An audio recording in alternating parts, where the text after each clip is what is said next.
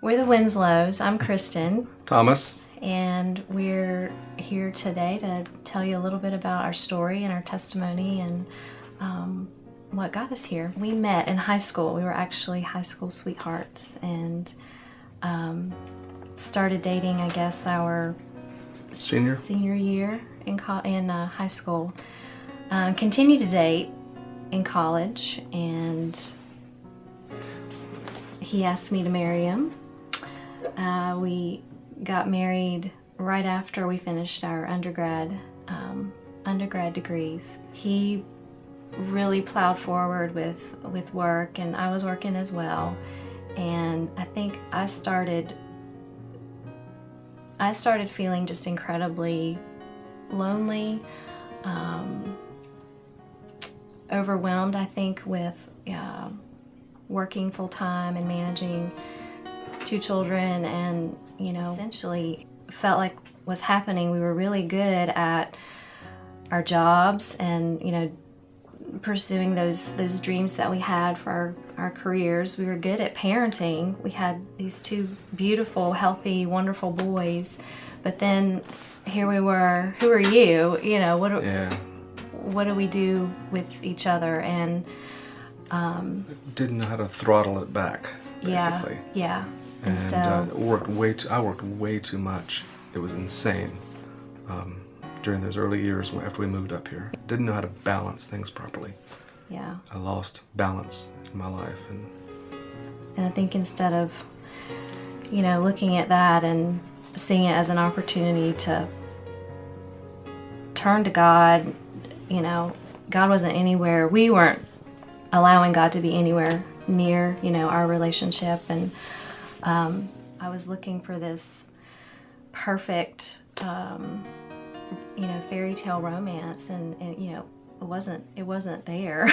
I've got these children and I have a job, and who is this person that I'm married to and not feeling, I guess, nurtured at that point in my life. And I turned my hands up, and I threw my hands in the air and just, I'm done, and just took steps to end things. After the divorce, we went our separate ways. He lived in Salem. I moved to the Raleigh Court area. We both, we managed the boys and their schedules, and we were pretty civil towards one another as that goes. There was a lot of hurt, definitely a lot of hurt there. I just wasn't doing a very good job at controlling and managing my life on my own. I started plugging in a little bit more here to church, and I started reading my Bible. I dusted it off and started reading it, and just took it chapter by chapter. And I remember reading, I was in Psalms, and I think it's Psalms 46. And one tiny little verse had the biggest impact on my life, and it's be still and know that I am God. And it was like it hit me like a brick against my head. And it's like, wow, God is God and I'm not. And look at the mess that I've made over the last several years. And I just let go. And I let myself be vulnerable, which was very, very scary.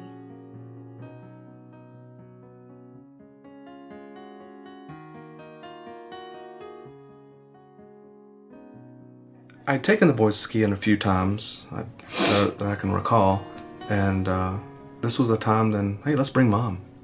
That would be great. I didn't know what you were doing, but I thought we would just ask and see if Mom wanted to go skiing with us. So I was going to take the boys, and it's like, Mom might like to go. So.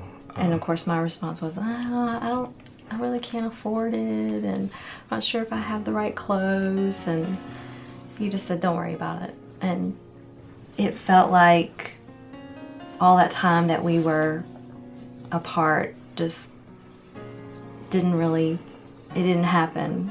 You know, it just felt like we kind of picked up and, well, here we are again, and, well, this feels okay. And I think once we got back, I don't know how long or how much time had passed. Probably wasn't that much time. I think I just bit my nail, and I think I sent him an email. I took the chicken way out and, you know, asked him if he ever considered or thought about reconciliation and getting back together. And I mean, probably within moments, of course. I think about it all the time. Well, that was after I got up off the floor. Because I was on the floor, you know, doing that. But yeah, I thought about it. I mean, it was something I felt that could be done, and it would certainly be good for the kids, you know, to restabilize the house and their living situation. And I remember having a very frank conversation, you know, with him, and just saying, you know, if we're going to do this, my first priority that I want for us is for God to be in the middle of this relationship. And, you know, I want to go to church, I want my kids to go to church, I want us to, this has to be our priority. And I have to know that you're on board. And, you know, of course the answer was absolutely, of course. We took it very, very slow. We dated, we held hands, we talked. We had a lot of counseling. Yeah, it was getting to know we were new people, right? Yeah. We had been together since high school. We were kids.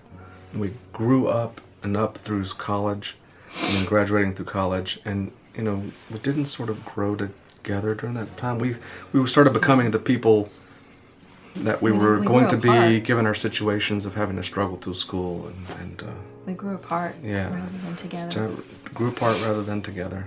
And we were different people, I think. Just the years apart just crystallized some of the parts of our personality and who we were. We got remarried in September of '03. It's going to be 8 years. Next 2 weeks. Yeah, and we definitely, you know, had some more bumps that we encountered, and but we talked through them before all of our reconciliation happened.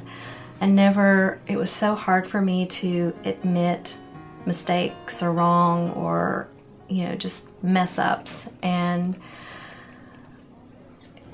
it's okay to say, you know what, I've screwed up, you know, please forgive me. So through all of that, you know, that's one thing that I think we've both learned